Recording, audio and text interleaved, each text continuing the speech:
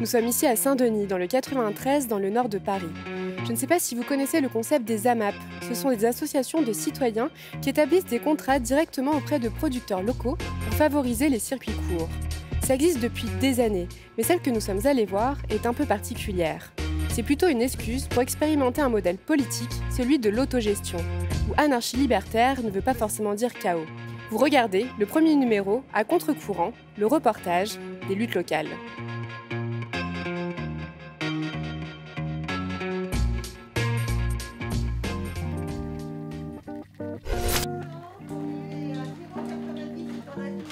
En plus d'une AMAP, Association pour le maintien d'une agriculture paysanne, aujourd'hui c'est une épicerie entièrement autogérée que Claude, socio du média, nous fait découvrir.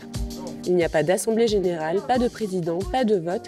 Chacun peut passer des commandes auprès de fournisseurs de son choix pour alimenter le magasin. Il n'y a pas d'obligation ou de temps minimum à donner, mais seulement une trentaine d'euros par an pour participer au financement du local. On est sur une grosse journée de livraison qui a lieu toutes les 3 semaines. Celle-là, elle est particulièrement grosse, donc ça fait un moment qu'on est dessus. Tu as l'habitude qu'on te dise toujours ce que tu as à faire quelque part, tu vois. Tu débarques que ce soit dans un nouveau boulot, dans un nouveau n'importe quoi dans la vie qu'on mène, tu t'attends à ce qu'il y ait des pancartes qui te disent par où aller, quoi faire, etc. Et ici, c'est toujours démerde-toi, en fait. Tu vois, tu regardes, tu fais. Il y a des initiatives qui sont prises en termes de commandes par des individus, parfois sur des gros fournisseurs. Vraiment, chacun est responsable de ce qu'il fait et puis peut prendre des initiatives qu'il veut.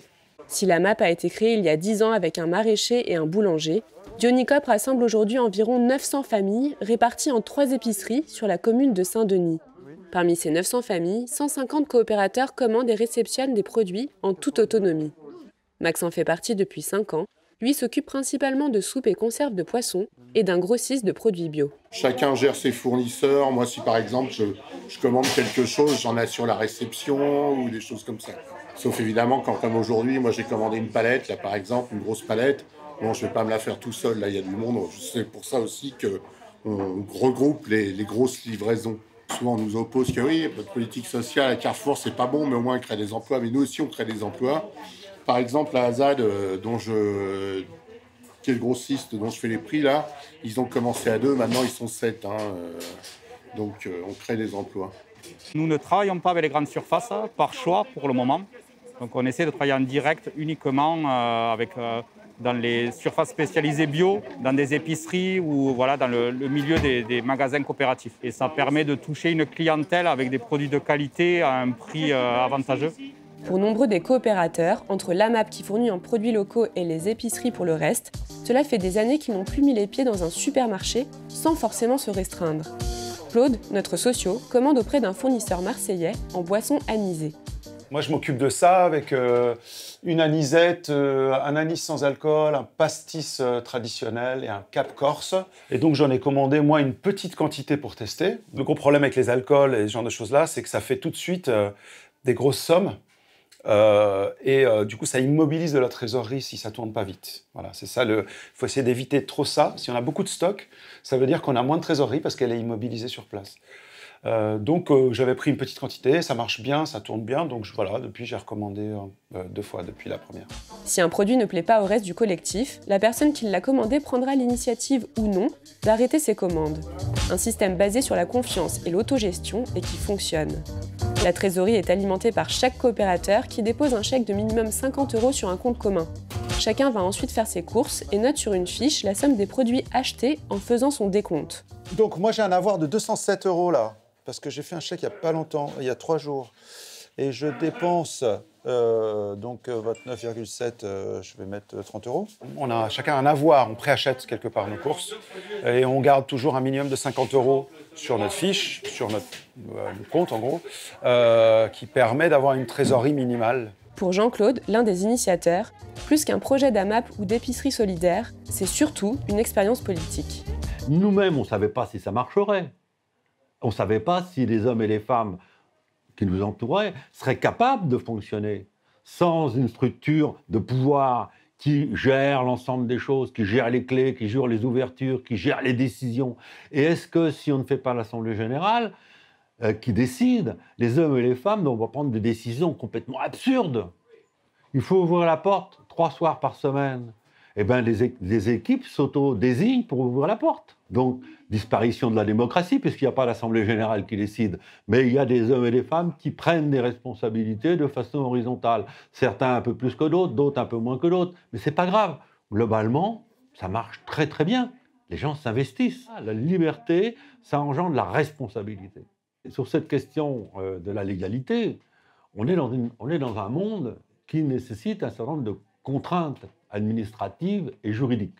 Donc il y a une association, elle ne fonctionne jamais, elle se contente de signer les papiers, donc signer le bail pour l'Ouest local, signer avec la Maïf pour assurer, mais ça veut dire aussi que nous, en tant que référents, on accepte ce jeu-là. C'est-à-dire on accepte de donner totalement notre confiance à des gens, alors que nous, on est responsables, juridiquement. Un projet qui fonctionne mais qui ne peut dépasser une taille critique. Au-delà de 250 familles, le collectif a pris l'initiative d'ouvrir une deuxième, puis une troisième épicerie. C'est un peu comme les dérives de l'économie sociale. Tu rentres dans une mutuelle, c'est super sympa, et tu t'aperçois 40 ans après que c'est devenu une entreprise quasi-capitaliste. Tu rentres au crédit coopératif, tout le monde est gentil et c'est sympa. Aujourd'hui, le crédit coopératif, c'est pratiquement la même chose que le crédit lyonnais, quoi. Donc je ne sais pas jusqu'à où ça peut aller, mais cette expérimentation, c'est de le savoir, justement. Mais ce n'est pas la seule limite du projet, car l'autogestion et le bio, ça attire qu'une certaine partie de la population, principalement des retraités qui ont le temps. Regrettable, mais compréhensible, d'après Keba. La population qui devrait venir ici, elle ne vient pas ici parce que elle préfère aller à Carrefour et puis elle regarde pas ce qu'elle mange, quoi. Après, bon, chacun fait en fonction de son budget et de sa famille, quoi. Ça va être compliqué de dire à une famille de 5 de venir ici, mais je pense que ça reste moins cher quand on veut bien se nourrir. Qui dit aussi pratique autogérée demande d'avoir du temps aussi à donner. C'est vrai que tout le monde n'a pas cette possibilité, notamment les populations de Saint-Denis. Donc, population, j'entends notamment à la cité Langevin, là où on se trouve. Mais je crois que le bouche à oreille comme ça, et puis la facilité que ce genre de modèle crée permet qu'il y ait d'autres personnes qui viennent se joindre à la mécanique. Une mécanique qui va aujourd'hui au-delà des épiceries.